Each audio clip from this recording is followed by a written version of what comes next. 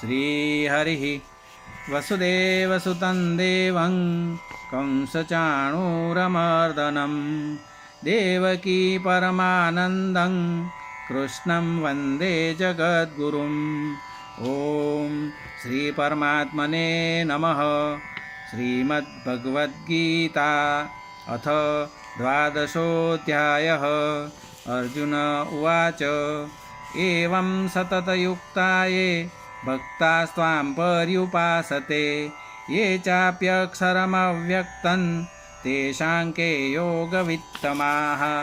श्रीभगवानुवाच मय्यावेश्य मनो ये मां नित्ययुक्ता उपासते श्रद्धया परयोपेतास्ते मे युक्ततमा मताः।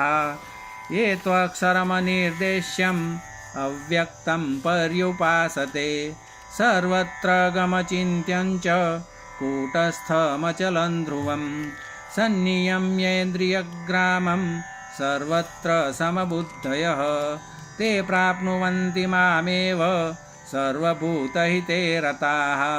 क्लेशोऽधिकतरस्तेषाम् अव्यक्तासक्तचेतसाम् अव्यक्ता हि गतिर्दुःखं देहवद्भिरवाप्यते। ये तु सर्वाणि कर्माणि मयि सन्न्यस्य मत्पराः अनन्येनैव योगेन मां ध्यायन्त उपासते तेषामहं समुद्धर्ता मृत्युसंसारसागरात्। भवामि न चिरात् पार्थ मय्यावेशितचेतसां मय्येव मन आधत्स्व मयि बुद्धिं निवेशय निवसिष्यसि मय्येव अत ऊर्ध्वन्न संशयः। अथ चित्तं समाधातुं न शक्नोषि मयि स्थिरम् अभ्यासयोगेन ततो मामिच्छाप्तुं धनञ्जय। अभ्यासेऽप्यसमर्थोऽसि मत्कर्म परमो भव मदर्थमपि कर्माणि कुर्वन् सिद्धिमवाप्स्यसि।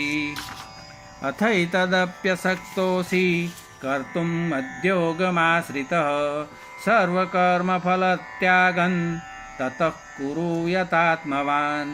श्रेयो हि ज्ञानमभ्यासात् ज्ञानात् ध्यानं विशिष्यते ध्यानात् कर्मफलत्यागात् शान्तिरनन्तरम्।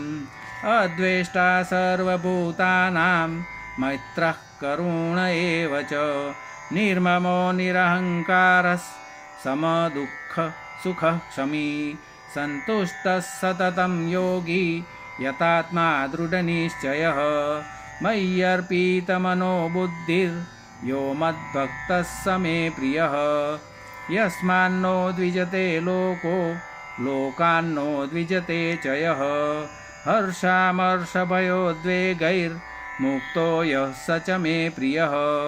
अनपेक्षः शुचिर्दक्ष उदासीनो गतव्यथः सर्वारम्भपरित्यागी यो मद्भक्तः स मे प्रियः।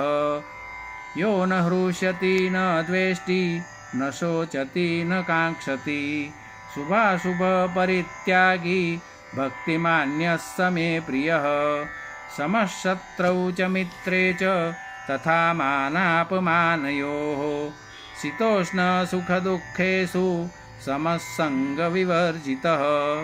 तुल्यनिन्दास्तुतिर्मौनी सन्तुष्टो येन केनचित् अनिकेतस्थिरमतिर्भक्तिमान् मे प्रियो नरः।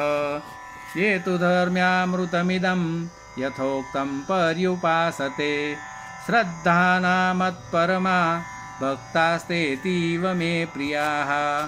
ॐ तत्सदिति श्रीमद्भगवद्गीतासु उपनिषत्सु ब्रह्मविद्यायां योगशास्त्रे श्रीकृष्णार्जुनसंवादे भक्तियोगो नाम द्वादशोऽध्यायः।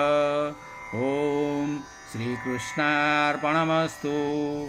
योगेशं सच्चिदानन्दं वासुदेवं व्रजप्रियं धर्मसंस्थापकं वीरं कृष्णं वन्दे जगद्गुरुं कृष्णं वन्दे जगद्गुरुं।